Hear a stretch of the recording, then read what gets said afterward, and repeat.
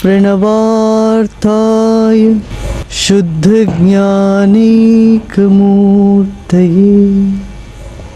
निर्मलाय प्रशांताय दक्षिणामूर्तये। जीवन की मांग है प्रेम, और जीवन में समस्याएं, परेशानियां, बंधन, दुख, दर्द, ये सब होता भी प्रेम से ही।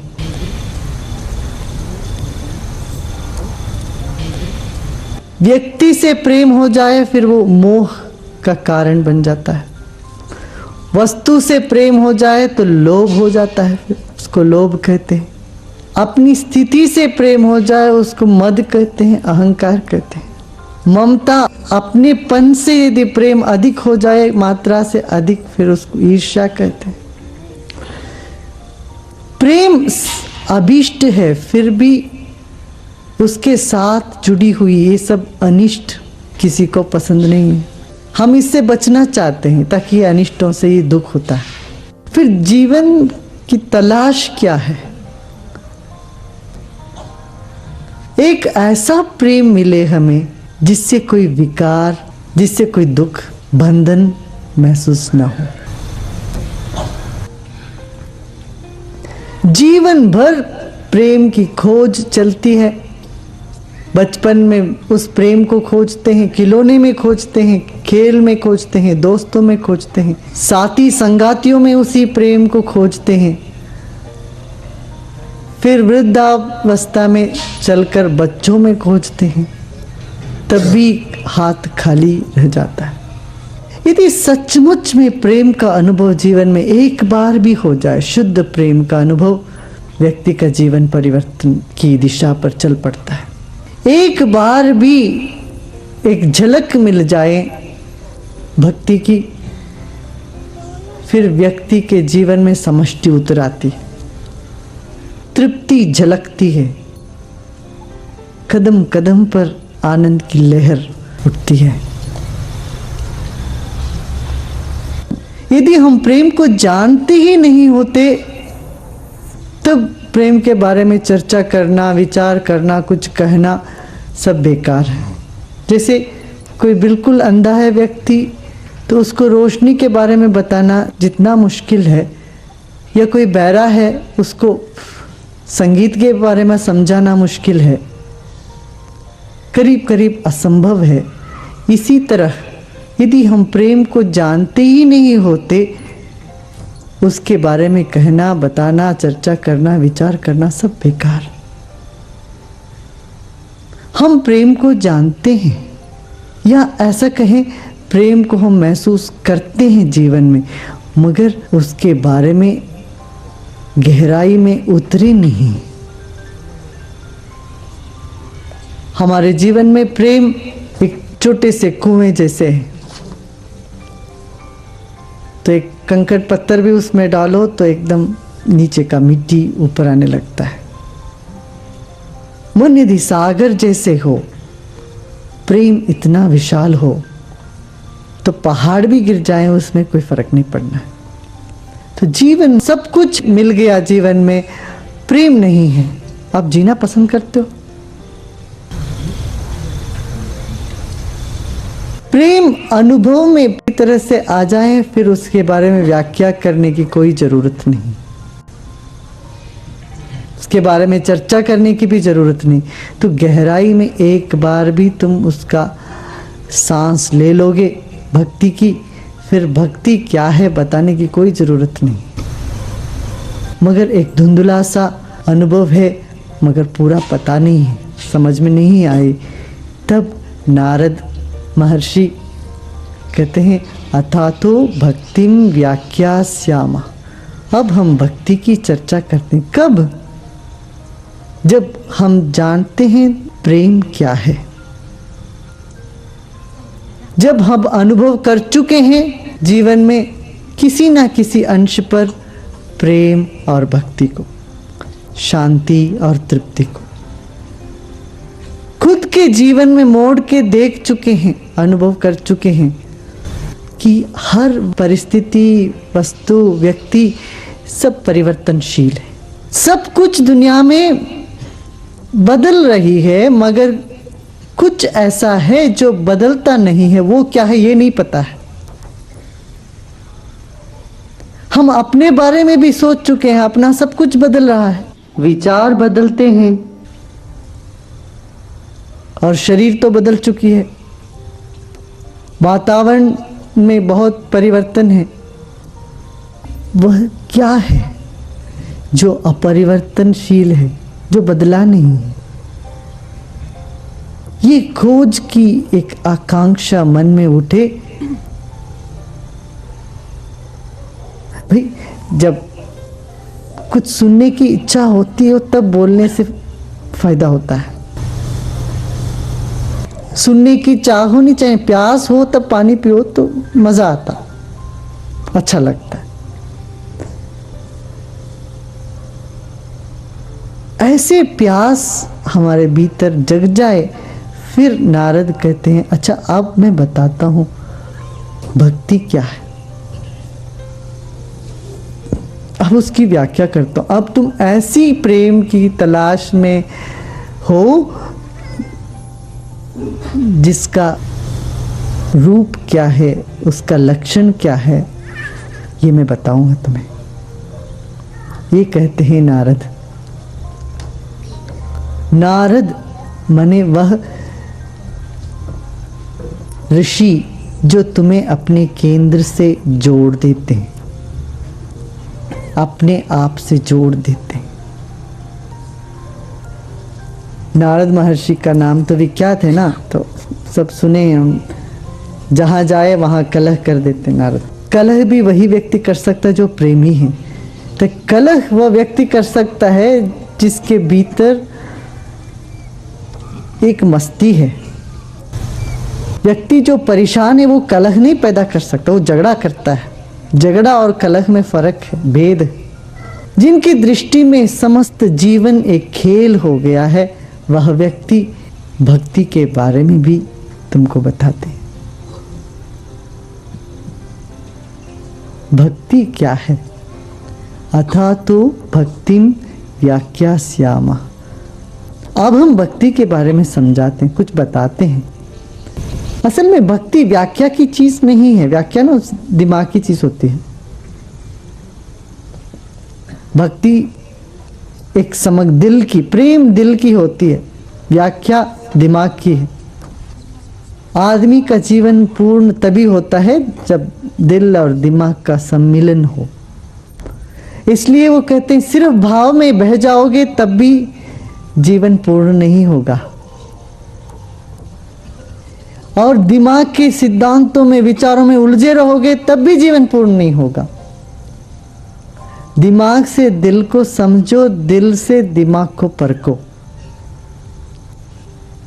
अथा तो भक्ति व्याख्या सम। अब हम भक्ति के बारे में व्याख्या करते हैं, जिसकी व्याख्या करना करीब करीब असंभव है। बहुत से ऋषि हुए हैं इस देश में, उनमें से एक नारद और एक शांडिल्य के सिवा किसी और ने भक्ति के बारे में व्याख्या नहीं करी। उसमें नारद ही भक्ति के प्रतीक है, ताकि वो जानते हैं केंद्र को भी और वो जानते हैं वृत्त को भी। अथा तो भक्तिम व्याख्यास्यामः। अब हम भक्ति के बारे में व्याख्या करते हैं। तब बताते हैं सा त्वस्मिन् परम प्रेम रूपा।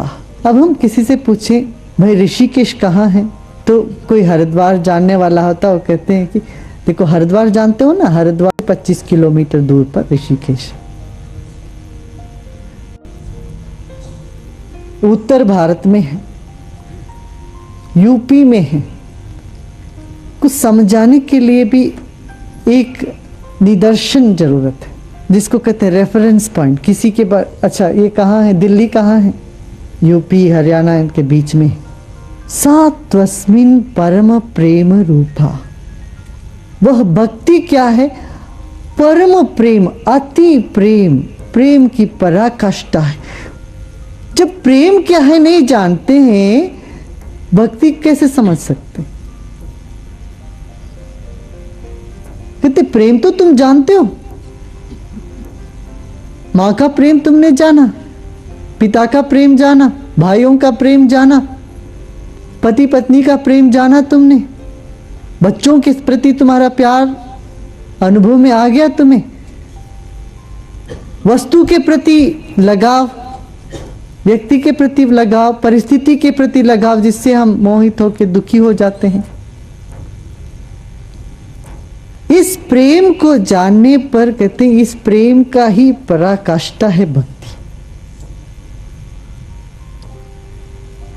एक प्रेम वात्सल्य, दूसरा प्रेम स्नेह कहते हैं, तीसरा प्रेम को कहते हैं प्रीत, अलग अलग गौरव, इस तरह से अलग अलग नाम से हम प्रेम को जानते हैं। उस सब तरह का प्रेम से परे जो एक प्रेम है उसी को भक्ति कहते हैं। और ये सब प्रेम को अपने में समेट के जो निकली है एक पूर्ण रूप से जीवनी ऊर्जा, जीवनी शक्ति, वही प्रेम है। सा त्वस्मिन् परम प्रेम रूपा। अक्सर क्या होता है, प्रेम तो होता है हमें, मगर वह प्रेम बहुत शीघ्र ही विकृत हो जाता है, उसका मौत हो जाता है। प्रेम जहां ईर्ष्या बनी तो प्रेम का मौत हो गया, वहां पर ईर्ष्या में बदल गई वो प्रेम। जहां प्रेम लोभ हुआ तो प्रेम खत्म हो गया, प्रेम द्वेष बन गया। प्रेम हमारे जीवन में मरणशील रहा है हमेशा, इसीलिए समस्या है। आप किसी से भी पूछो क्या कहते हैं, आप अपने लिए जी रहे हो क्या? नहीं कहेंगे, नहीं हम अपने माँ बाप के लिए जिएंगे, पति पत्नी के लिए जी रही हैं। तो पत्नी से पूछो तो किस लिए जी रही है? अरे मेरे लिए क्या, मुझे क्या चाहिए, मैं तो अपने पति के लिए, बच्चों के लिए जी रही हूँ। तुम बच्चों से पूछो, हम माँ बाप के लिए जी रहे हैं। माँ बाप से पूछो, हम बच्चों के लिए जी रहे हैं। सब एक दूसरे के लिए जी रहे हैं, फिर भी कोई नहीं जी रहा। इतना कोलाहल, इतना परेशानी, इतनी बेचैनी जीवन में, क्यों? प्रेम की मौत हो गई। मगर परम प्रेम का स्वरूप क्या है? कहते हैं अमृत स्वरूपाचा। भक्ति ऐसा प्रेम है जिसका कभी मृत्यु नहीं, जो मरता ही नहीं। दिन भर दिन भक्ति की वृद्धि होती है, भक्ति कभी मरती नहीं है। इसलिए उसको कहा है कि सा त्वस्मिन् परम प्रेम रूपा अमृत स्वरूपाश्चा, जो कभी मरती नहीं, इसका मृत्यु नहीं, मौत नहीं। जिसको जानने से क्या होगा? यम लब्ध्वा पुमान् सिद्धो भवति अमृतो भवति तृप्तो भवति। भक्ति पाके क्या करोगे तुम जीवन में? क्या होता है? कहते हैं क्या करोगे तुम जीवन में? क्या होता है? कहते हैं सिद्धो भवति, कोई कमी नहीं रह जाएगी तुम्हारे में। भक्तों के जीवन में कोई कमी नहीं होती, किसी भी चीज की कमी नहीं होती, किसी भी गुण का कमी नहीं होगा। सिद्धो भवति अमृतो भवति। जो अमृतत्व को जान लिया उसके जीवन में अमृतत्व पनप गया। जब हम क्रोधित होते हैं एकदम क्रोध में हो जाते हैं, हम खुश होते हैं तो फिर वो खुशी हमारे में इतनी चाह जाती है, खुशी से भर जाते हैं। हम कहते हैं ना, हम खुशी से भर गए। इसी तरह अमृतत्व को, भक्ति को जानते ही लगता है कि मैं तो शरीर नहीं हूं, मैं कुछ और हूं, मैं वही हूं, मुझे कभी मौत हुई नहीं और ना ही होगी।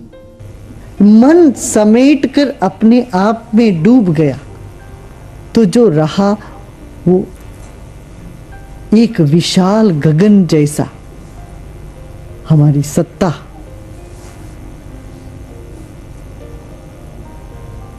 कभी गगन का मृत्यु देखा है, सुना है? मृत्यु शब्द ही मिट्टी के साथ जुड़ी हुई है। मिट्टी परिवर्तनशील है, आकाश नहीं।